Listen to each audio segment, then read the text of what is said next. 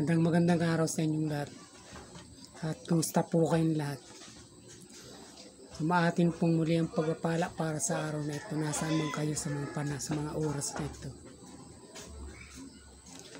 Ang makatantambay pong muli. Ang tanging puhunan ma-logic ng buhay. Kaya naman pagkatapos mo mag-subscribe, pakinggan mo naman. At nang makita mo kung anong meron, ay makatantambay. Okay. Nahuli na si Pastor Kibuloy. At ito, siyempre sa panig ng gobyerno, sa panig ni Marcos, Pangulong Marcos, isang malaki itong tagumpay. At kumbaga napapatunayan niya na talagang naiisa-isa niya. Kumbaga kahaba-haba ng posisyon, kasimbahan din ang tuloy, sabi nga.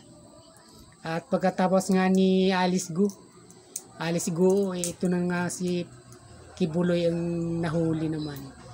At siyempre, hindi nahirap paniwalaan at maghintay-hintay lang tayo ng kaunting panahon. At di si Tibis naman o si Bantag ang siguradong nakalinya sa mga mahuling ito o madadakip. Pero pasadahan muna natin kung paano nga ba ito si Kibuloy nahuli. Kusa ba itong sumuko o talagang nasukol na lang doon sa sinasabi nilang underground tunnel na natagpuan ng mga ating kapulisan doon sa Kingdom of Jesus, sa Kingdom ni Kibuloy. Ang bagay na ito ay talagang hindi naman talaga mahirap mangyari. Na si Kibuloy lumitaw na sumuko o talagang nasukol na. Pero ang katotohanan nito, si Kibuloy wala talaga itong balak sumuko. Kung hindi lamang kay PRRD. At nagsabi ito. Ayon na rin sa mga source, yung nakikita na napapanood natin, inutusan ito ni Duterte na magpakita na pagkatapos ng halos 15 days o ito nga ika-16 na araw na nahuli na nga siya. Kaya hindi natin masabi na ang kredito ay talagang sa kapulisan na huli ito dahil sa kanilang mga pagsisikap. Pero naroon na rin nga yung kanilang pagtatyaga dahil na rin nga sa kanila siyempre may mga intelligence report tong mga ito.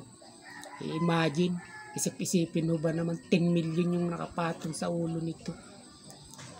Siyempre talagang sure na sure, tsak na tsak, accurate na talagang naroon sa lugar na hinahanap nila, yung target nila. At nangyari naman ito. Pero hindi yung ating pinakapunto sa pagtalakay na ito. Ang pinupunto natin siyempre nakalinya na ito. Alice Go. Ito kaya yung mga fugitives na itinuturing nila na kumbaga sa tingin ng gobyerno o sa pakiramdam ng gobyerno, ito yung mga tinik sa lalamunan nila. Iwan natin kung bakit. Ito nahuli na nga itong dalawa. Siyempre nakalinya na rito si Congressman Tibis, Arnie Tibis at saka itong si General Bantag. Pero yung aking pananaw dito, sino ba talagang makikinabang nito?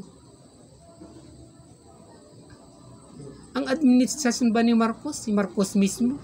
O yung sambayanan, yung taong bayan? At hindi naman siguro maglalaon, maghantay-antay lang tayo. Makikita natin kung kanino talaga yung magbibinipisyo, kung sino talaga yung magbibinipisyo sa mga pagsisikap na ito ni Marcos na tugisin yung mga fugitives na ito. At ito, makikita natin kung saan kapakinabangan mayroon si Marcos sa mga ginagawang ito. Kung pagkataas ba nitong mahuli, nalalapit na nga itong dalawa, si Tibis at saka si Bantag. Pagkataas na mahuli ito, kung aangat na at gagaan yung buhay natin. Kung mas mararagdagan, kung meron man siyang mga nagagawa, mga achievement, makikita natin kung mas mararagdagan at talaga yung mga programa o yung tinatalakay sa kanya sa ating Kongreso at Senado talagang yung mas papakinabangan ng tao sa mga susunod na mga araw o mga buwan. Yung natitingnan natin dito.